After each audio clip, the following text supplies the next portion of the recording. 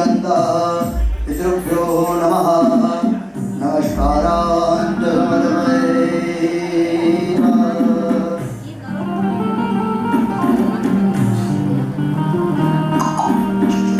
घड़ी वाले भैया सुगंधा पितृभ्यो नमः नमस्कारांत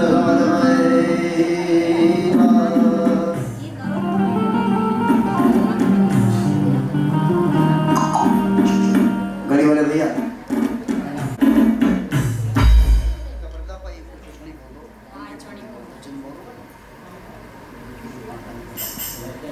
आपल्यावर बसलो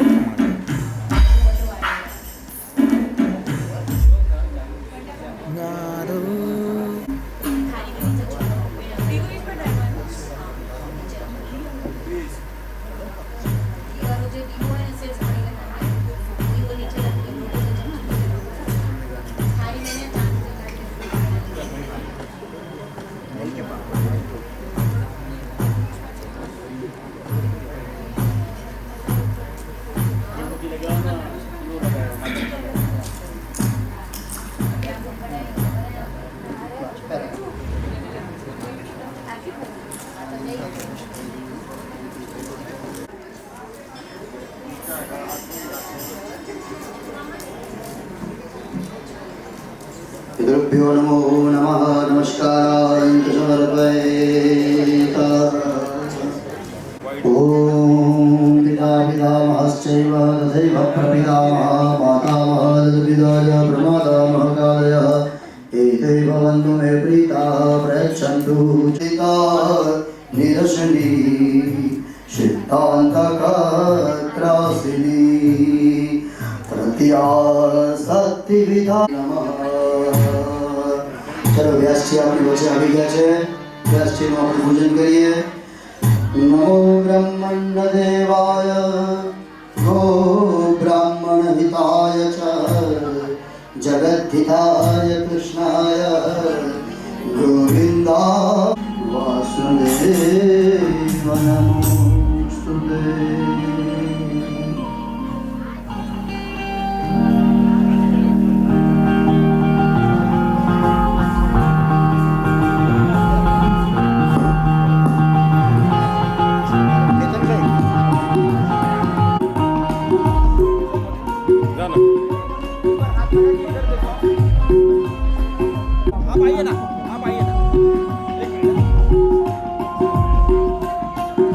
अरे बापू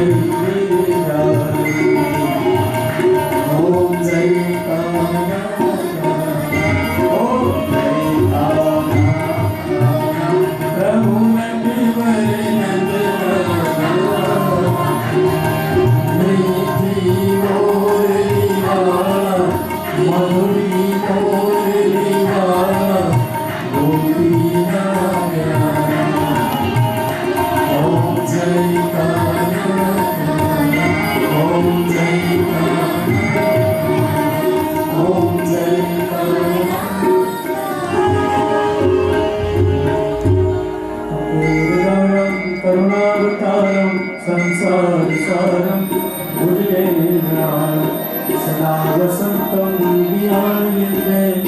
भवं भवानी सहितं मङ्गलं भगवान् विष्णु मङ्गलं गरुडध्वज मङ्गलं वेदास मङ्गलायतनोहरि सर्वमङ्गलमाङ्गल्ये शिवे सर्वार्थसाधिके शरण्ये त्र्यम्बके गौरी नारायणी नमोस्तुते नारायणी ॐ नमो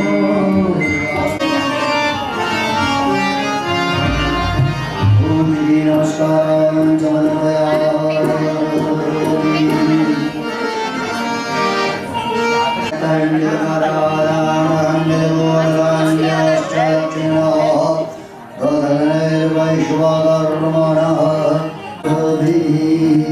ચાલો ભાગવત ભગવાનની 4 વખત આપણે પરિક્રમા કરીએ.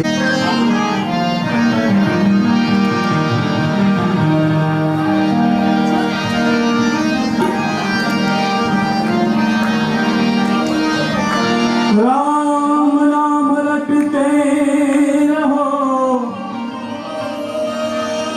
धरी राखो मन भी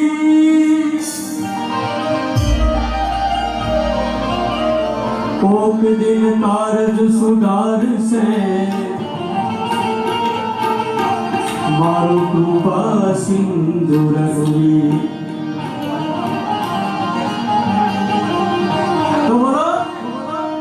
राम राम बोलो कृष्ण कृष्ण बोलो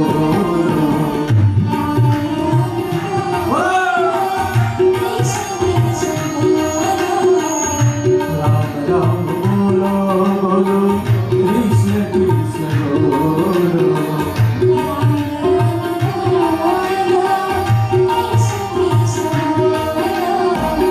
राम राम बोलो कृष्ण कृष्ण ओ राधे श्याम बोलो सीताराम बोलो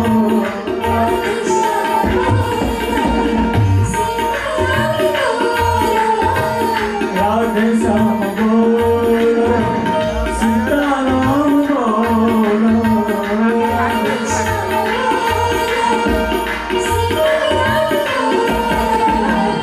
जलाराम बोलो तमे जलाराम बोलो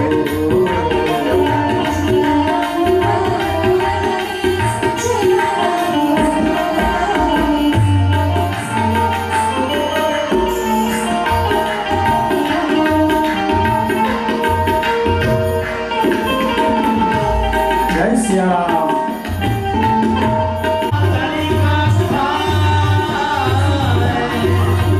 हरे राम हरे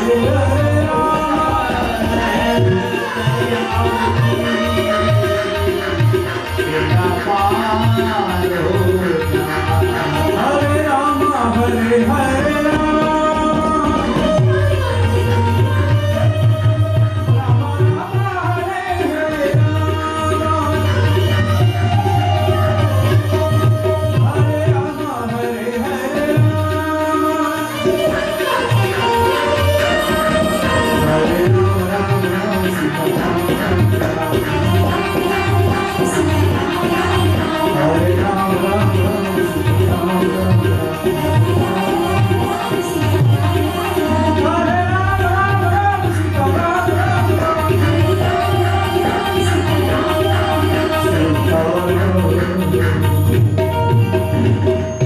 राम राम बोलो तमे सीताराम बोलो राम राम बोलो बोलो सीताराम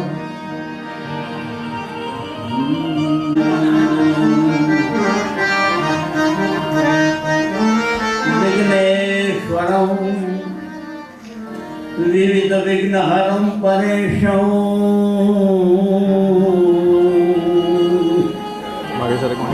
सिद्धिपतिं सकलसिद्धिप्रदं पतिं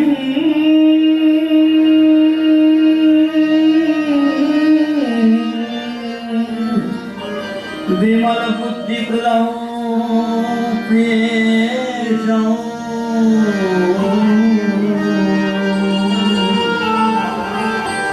વંદે વિભું વિદ્મહે વિષ્ણુપત્ની ચ ધીમહિ તન્નો લક્ષ્મી પ્રચોદયાત.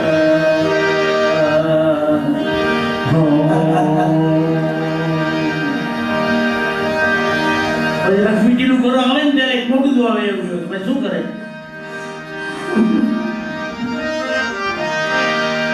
ઓમ ભાસ્કરાય વિદ્મહે માતુતિકરાય ધીમહિ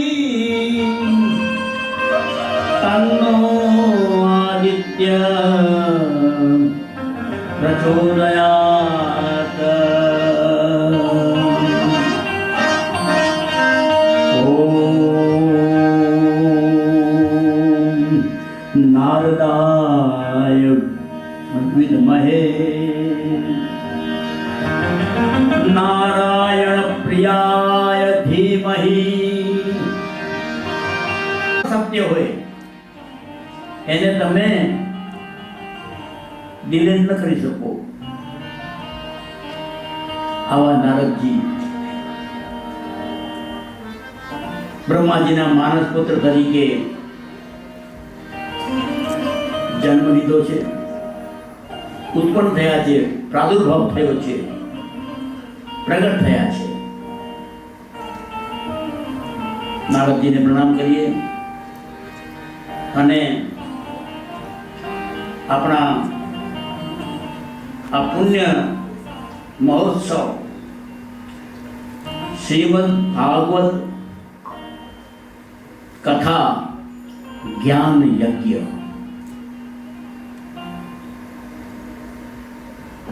આ જ્ઞાન આપનારું યજ્ઞ છે, યજ્ઞ નથી.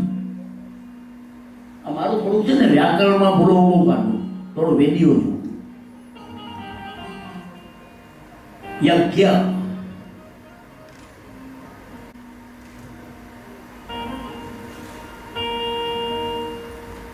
લોક ભરમ હમ પર કરે. શું કરીએ અમે? અમને પગે લાગે, અમને શરમ આવે.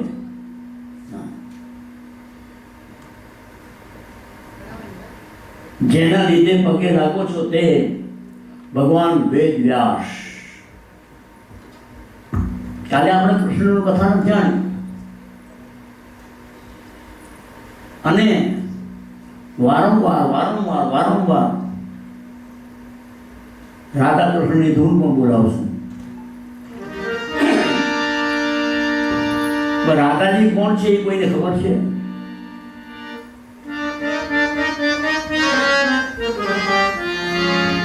કહે રાધે પ્યારી મેં બલિહારી, ગોકુળ આવો ગિરધારી. આવું કોણ બોલ્યું છે? તો રાધાજી બોલ્યા છે ને. કહે રાધે પ્યારી લખેલું છે એમાં. છંદ ભલે ગમે તે ચારણે બનાવ્યો હશે, ગમે તે ભક્તોએ બનાવ્યો હશે, 12 મહિનાના છંદ છે. પણ આવું વિરહ રૂપી છંદ રાધાજીએ શા માટે ગાયું? સુખદેવજી કોણ છે ખબર છે? કોઈ નવી નવલકથા બહાર પડે તમે પહેલા પૂછો કે એનો લેખક કોણ છે? જેમ ફેક્ટરી ચેક લઈ આવો, એડિટર મેકલિન લઈ આવો. લેખક ઉપર પ્રેમ હોય તો તમને એની કૃતિ ઉપર પ્રેમ હોય. કૃષ્ણ ઉપર પ્રેમ હોય ને તો જ તમને ભાગવત ગમે, તો જ તમે કૃષ્ણ કથા ગમે અને તો જ તમને રાધાજીના દર્શન થાય. ભવાની શંકરૌ વંદે શ્રદ્ધા વિશ્વાસ રૂપિણૌ, યાભ્યામ વિના ન પશ્યંતિ સિદ્ધા સ્વાંતસ્થમ ઘણું બધું જ્ઞાન છે, ઘણું બધું વિજ્ઞાન છે, ઘણા બધા રહસ્યો છે. ભાગવત એટલે મહાઅર્ણવ. તમે એનો પાર ન પાડી શકો. દુરત્યયા તમે જાણી ન શકો. ભગવાન વેદવ્યાસીના વિરહ અગ્નિમાંથી એક તણખો જર્યો અને સમગ્ર વિશ્વને જ્ઞાનના અગ્નિમાં એને પ્રજ્વલિત કરી દીધું. અને કદાચ એ જોઈને જ ભગવાને કહ્યું હશે, જ્ઞાન અગ્નિ સર્વ કર્માણામ ભસ્મસાત કુરુતે તથા. એક જ તણખો આવે, એક જ તણખો.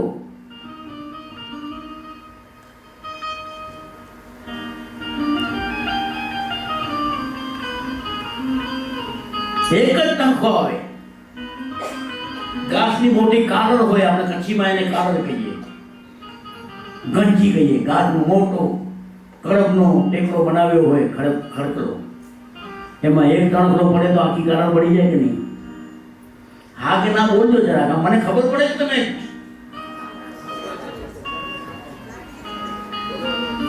અમારા સંત કહેતા, એક ગામમાં સભા ચાલતી હતી.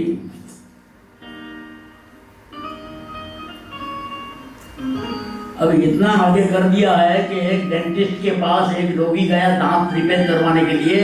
उसने कहा मुंह खोलो, आ आ आ आ आ आ. अरे बाहर से करना है, अंदर जाके करना है ऑपरेशन दांत.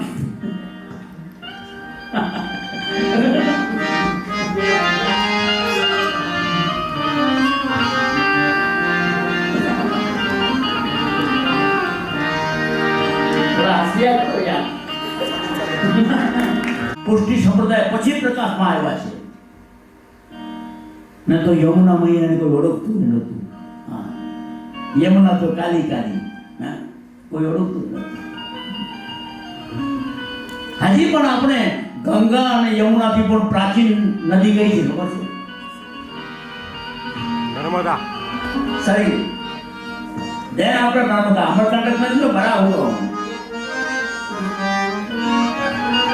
अब है, सही बात है आपकी, लेकिन सरयू उससे भी पहले थी. सरयू बहुत पहले. धीरे धीरे शांति से सुनना. आपके साथ मैं भी बहू यानी तैरूं तो भागवत जी का आनंद आएगा. मजा नहीं लेना है, आनंद लेना है. मजा जिंदगी के लिया जाता है, मजा पुलाव का लिया जाता है, मजा एसी का लिया जाता है, मजा रेशमी कपड़ों का लिया जाता है. लेकिन उन सब मजा के लिए, जलेने के लिए अपनी जीभ स्वस्थ होनी चाहिए. अगर यहाँ से कोई रोगी यहाँ से खाता हो तो उसको स्वाद नहीं आएगा. मजा जिस भी व्यंजन का हम लेते हैं, जिस भी चीज का हम लेते हैं, उसके लिए हमारी इंद्रिय होनी आवश्यक है. अगर इंद्रिय संलग्न नहीं होगी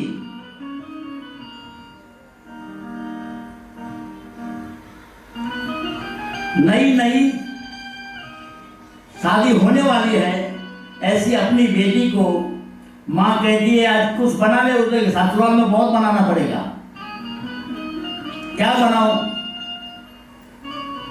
मुझे तो कढ़ी बनानी आती है. हाँ तो कढ़ी बनाओ. कढ़ी बनाई, सबने जैसे ही पिया, जैसे हमारी एक मोरालिटी है, हमारी एक मानसिकता है कि नाम सुनते ही मुंह में पानी आ जाता है. अगर सवेरे कहा गया हो कि आज ये बनाने वाले हैं और फिर डाइनिंग टेबल पर बैठे और दूसरा कुछ आ जाए तो हमारा मूड खराब हो जाए. अरे क्या है, पूरा दिन वैसे चित्त में ऐसा लगा रहेगा कि आज ये खाएंगे, आज ये खाएंगे. सामने खिचड़ी आ गई तो समझ में आया, समझ गए. वाह वाह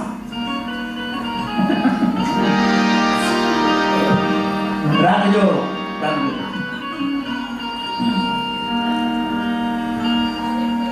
तो माँ ने चखा कड़ी को,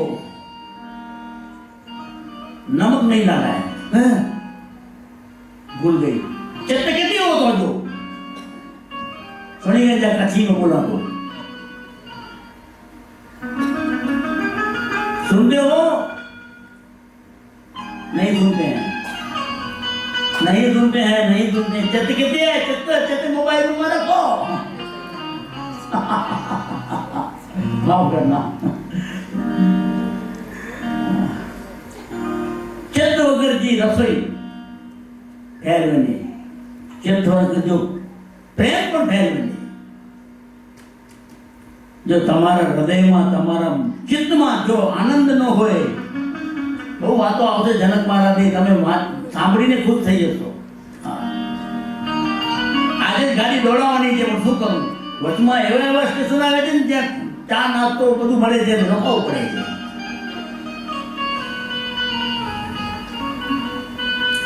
જ્યાં સુધી ચિત્ત એકાગ્ર, કાલે જ આપણે સાંભળ્યું ને, નમો ભગવતે તુભ્યં વાસુદેવાય ધીમહિ,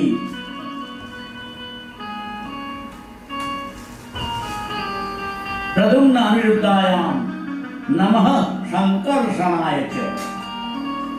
દિવ્ય મંત્ર છે, લખી મેં તો મારા કપાટ ઉપર લખી રાખ્યો છે અને રોજ બોલું છું। આપણા અંતઃકરણ ચતુષ્ટય, મન બુદ્ધિ ચિત્ત અને અહંકાર, એને સ્વસ્થ રાખવા માટેનો મંત્ર છે। ચિત્ત રાખીને કથા સાંભળશો તો તમારા હૃદયમાં, તમારા ચિત્તમાં જે કાંઈ વર્ણન થાય છે ને, એનું દ્રશ્ય રેખાંકિત થશે। चित्त से समझाओ चाहतो आगे अनिल हो अजीनो न चेला करे के पंजो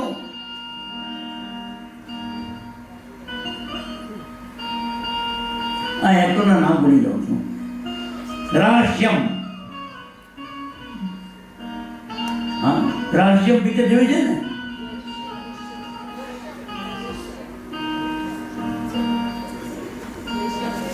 दृश्यम दृश्यम, हाँ ये बात है, दृश्यम। हाँ दृश्यम पिक्चर हमारे साइकोलॉजी के अनुसार बना है। जो दृश्य दिखाई देता है ना, वो हमें याद रहता है, सुनी हुई बात याद नहीं रहती है। जो भी हम यहां से सुनते हैं, उसका मानस पट पर एक चित्र बनाओ। देखिए ये मैं बात कह रहा हूं, मेरे खुद के अनुभूति की बात कह रहा हूं। अब मैं एक मंत्र बोलता हूं, सुनना जरा, नहीं सुनोगे तो कृष्ण का अपमान होगा। सबको आता है, सब बोलते हैं, गुनगुनाते हैं, अगरबत्ती हाथ में लेके बोलते हैं। कस्तूरी तिलकम ललाट पटले वक्षस्थले कौस्तुभं नासाग्रे वरमौक्तिकं करतले वेणुकरे कंकणं सर्वांगे हरिचंदनं सुललितं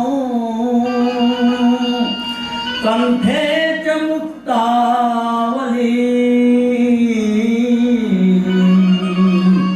गोपस्त्री परिवेष्टितो विजयते गोपाल चूड़ामणि।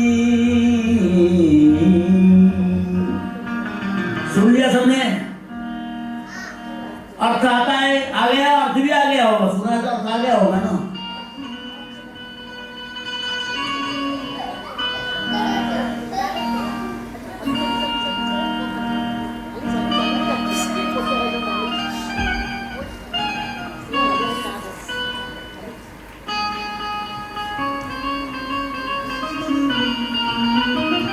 देखिए इसकी भागवत जी में सुखदेव जी ने ये सुना है, पहली बार सुना है।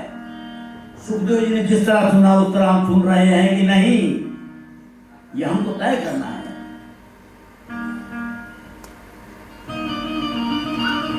ये मंत्र आप बोलते हो, गुनगुनाते हो, जाप करते हो तो भी व्यर्थ है। कब? जब तक आपका उस मंत्र का परिवेश यानी दृश्यम, उसका चित्र आपके अंदर अंतःकरण में प्रकट नहीं होगा। कस्तूरी तिलकम, कस्तूरी तिलक यहां पर लगाया हुआ है। हाँ, ललाट पटले वक्षस्थले कौस्तुभम, हृदय पे कौस्तुभ मणि है। नाशाग्रे वरमौक्तिकम, करतले वेणु, करे कंकणम, ये तो हम समझ गए। फिर गोपस्त्री परिवेष्टितो, परिवेष्टन यानी लपेटना। गोपियां घूम रही है आसपास, परिवेष्टित, गोपियों द्वारा परिवेष्टित है वो कृष्ण। गोपस्त्री परिवेष्टितो, गोपाल चूड़ामणि, चूड़ामणि यानी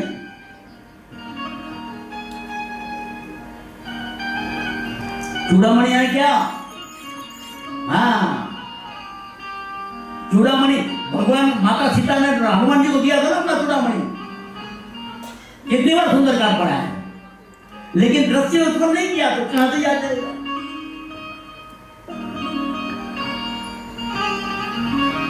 यही भूमिका है दृश्यम। अब दृश्यम भगवान का दृश्य एक हमारे अंतःकरण में हम बनाए।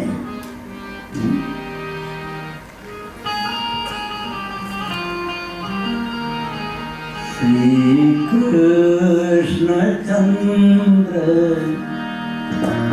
कृपालु भज मन नंद।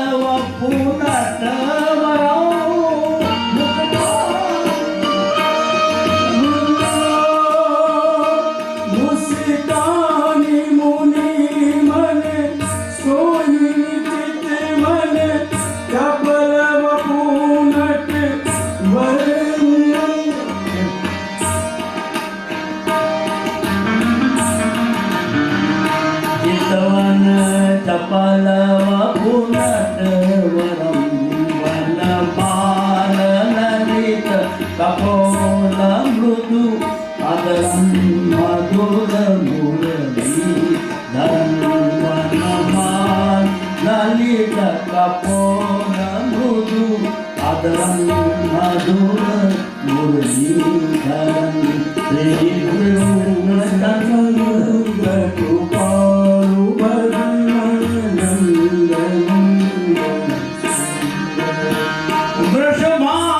વૃષભાનુનંદિની વામદિશી શોભિત સુભગ સિંહાસનો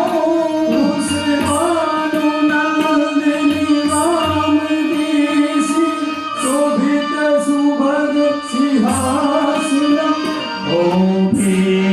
સુભગ સિંહાસનમ લલિતાદિ સખી જીવ દેવહી કરી તવર છત્ર ઉપાસનૌ સુલલિતા ચંદ્ર કૃપાળુ ભજે મન નંદનંદન સુંદરમ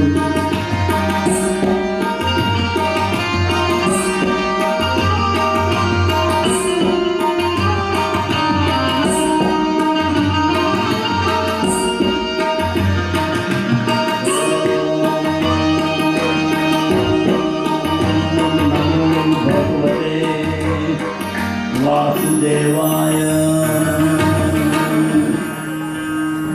ભગવાન નારદજી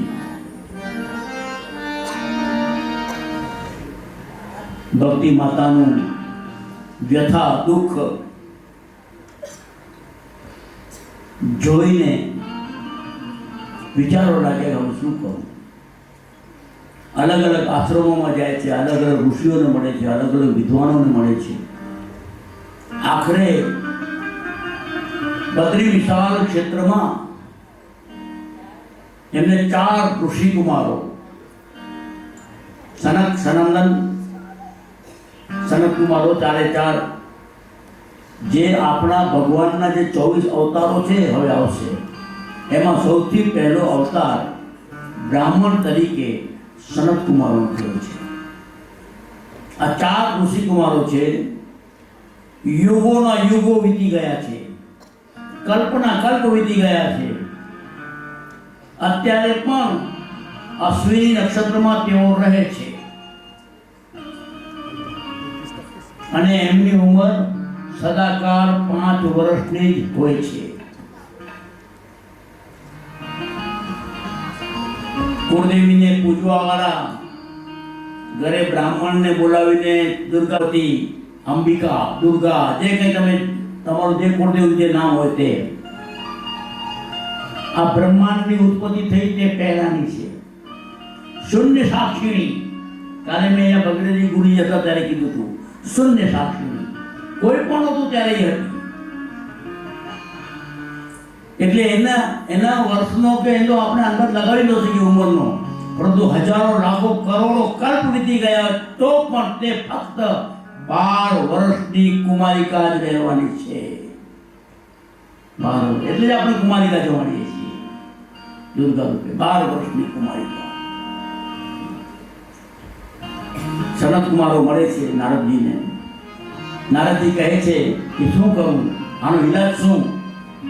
હું ઘણે ઠેકાણે ફર્યો છું, પરંતુ ભક્તિ માતાના પુત્રો જ્ઞાન અને વૈરાગ્ય મૂર્છિત થઈ ગયા છે. મેં બધા ઉપાય કર્યા, વેદનો પાઠ કર્યો, શાસ્ત્ર પુરાણ બધું કર્યું છે, પરંતુ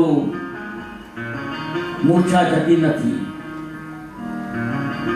સનત કુમારે કહ્યું તો પછી કોઈ લોક કલ્યાણનું કામ કરો.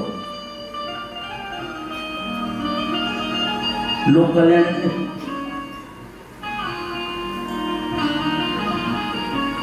આજે જે અન્ન ક્ષેત્ર ચાલે છે ને એ લોક કલ્યાણનું કામ છે, પરંતુ આપણા શાસ્ત્રકારોએ અન્ન ક્ષેત્રમાં જમવાની મનાઈ કરી છે. કારણ પોતાનું દ્રવ્ય શુદ્ધ કરવા માટે આવતું રહેલું દાન.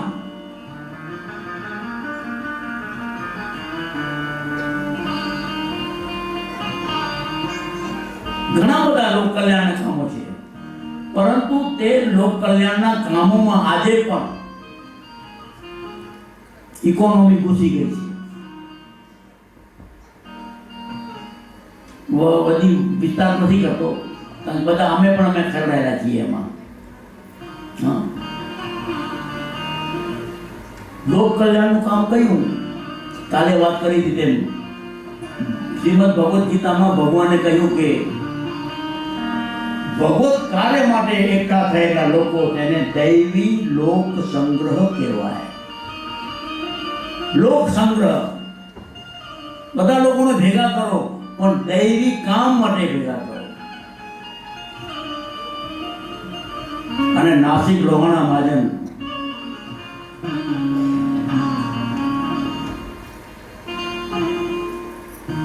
આ એક બહુ જ મોટું પગલું ભર્યું છે. અગાઉ પણ ઘણા કામ એવા થઈ ગયા છે જેમાં આ રીતે લોકો ભેગા થાય અને આ લોકોનું ભેગા થવું એટલે લોક સંગ્રહ દાન આપે. એ બધાથી ઊંચામાં ઊંચું દાન કયું છે તો જ્ઞાન દાન છે. બધા દાન એક કાલક્રમ પ્રમાણે નામશેષ થઈ જવાના છે. તું બ્રહ્મ છો, તું બ્રહ્મ છો.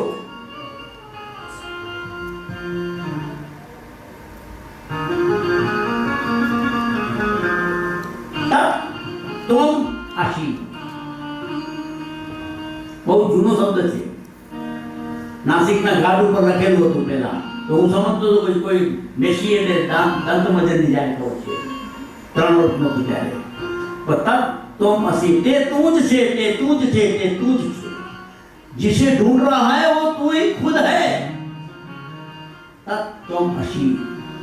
गुरु जने शिष्यના માથા પર હાથ મૂકીને કહી દે ને, ત્યારથી આ જ્ઞાન પ્રાપ્ત થતા તે શિષ્યની લાચારી જતી રહે, એની દીનતા જતી રહે. તે માંગવાનું બંધ કરી દે. શા માટે માંગવું? કોની પાસે માંગવું? હા. અને 1000 હાથ વાળો મને એક હાથ સાથે 1000 હાથથી દેવા માંગશે તો હું 2 હાથથી કેટલું ભેગું કરીશ? અને એ 1000 હાથ વાળો 1000 હાથથી લેવાનું ચાલુ કરશે તો હું 2 હાથથી કેટલું બચાવીશ?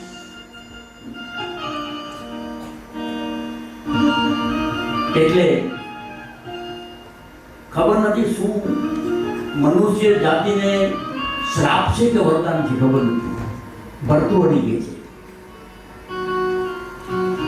કે ગાય, ભેંસ, વાછરડા, ઘોડા, હરણા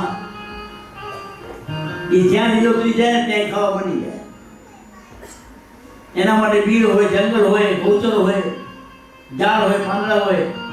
એમને પેટ ભરવા માટે નોકરી કરવાની જરૂર નથી. અને ખાવું પીવું, આહાર, નિંદ્રા, ભય, મેથુનંચ, આના સિવાય બીજું કોઈ લક્ષ્ય પણ નથી એમનું. સાપ ફક્ત વાયુનું ભક્ષણ કરીને જીવે છે. એને પણ પોતાનો આત્માનું કલ્યાણ કરવાનું કોઈ લક્ષ્ય એની પાસે છે નહીં. વિષ ઉત્પન્ન કરે છે. આ હિંસક પ્રાણીઓ છે જે વાઘ, વરુ, સિંહ તે એક તરફ મારે હરણને ખાઈ જાય. એમને પણ ક્યાંય નોકરી કરવાની જરૂર નથી અને એમના જીવનમાં પણ કોઈ લક્ષ્ય નથી. આત્મકલ્યાણનું લક્ષ્ય એનામાં નથી. પરંતુ ભર્તૃહરિ કહે છે કે દુઃખ એ વાતનું છે કે પોતાના કર્તૃત્વથી, તપથી, ઉપાસનાથી, મંત્ર જાપથી,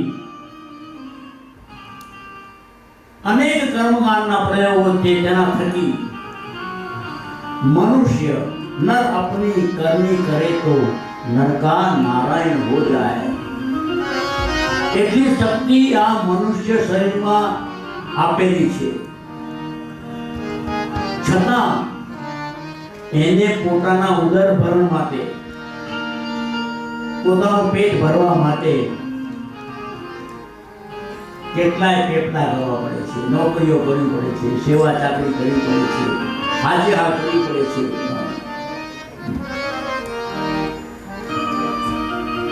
જ્ઞાન વૃત્તા વયોવૃદ્ધા તપોવૃદ્ધા તથા પરે. કોઈ જ્ઞાન વર્ગ છે, વૃદ્ધ છે, જ્ઞાનથી વધી ગયેલો છે. કોઈ વયોવૃદ્ધ છે, 100 વર્ષનો, 100 વર્ષનો, 108 વર્ષનો કોઈ ઋષિ છે. જે જ્ઞાન વૃદ્ધા, વયોવૃદ્ધા, તપોવૃદ્ધા તથા પરે, આ બધા જ સિદ્ધિ પામેલા લોકો તે સ્થળે ધનવૃદ્ધાનામ દ્વારે તિષ્ઠન્તિ કિંકરા. આવા લોકો પણ જેની પાસે બહુ પૈસો છે ને તેની પાસે જઈને દખડાડ્યો હશે, આનું કામ કરી નાખી. હા, ઠીક ઠીક.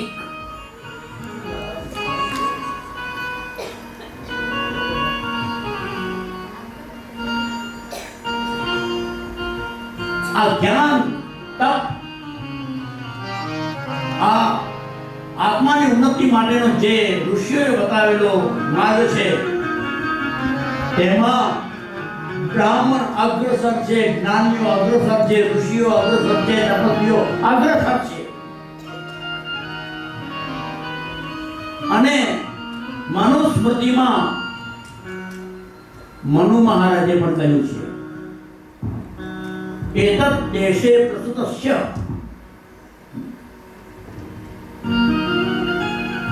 મનુષ્યાનામ અગ્રજ. આ દેશમાં જન્મેલા અગ્રજ એટલે બ્રાહ્મણ. વિરાટ સ્વરૂપના મુખમાંથી પ્રગટ કોણ થયું છે? બ્રાહ્મણો મુખમાં સિંબાહુ રાજન્યાકૃત ઉતદ્યદ્વેષ્ય અભ્યામ શુદ્રો અજાયત. એતદ દેશે પ્રસૂત છે. આ દેશમાં જન્મ લીધેલા છે, અગ્રજ છે એટલે કે બ્રાહ્મણો છે. એને શું કરવાનું છે? મનુ મહારાજની આજ્ઞા છે. જાઓ, ઘર છોડીને જાઓ, ઘરે ઘરે જાઓ, ગીતા લઈ લો, ભાગવત લઈ લો, વેદ લઈ લો, ઉપનિષદ લઈ લો, જ્ઞાનેશ્વરી લઈ લો, જે તમારી પાસે સાધન હોય લઈ લો અને જાઓ. એક એક ઘરે જઈને જ્ઞાન માર્ગનો પ્રચાર કરો, પ્રસાર કરો. અને વર્ષોથી બ્રાહ્મણો વર્ષોથી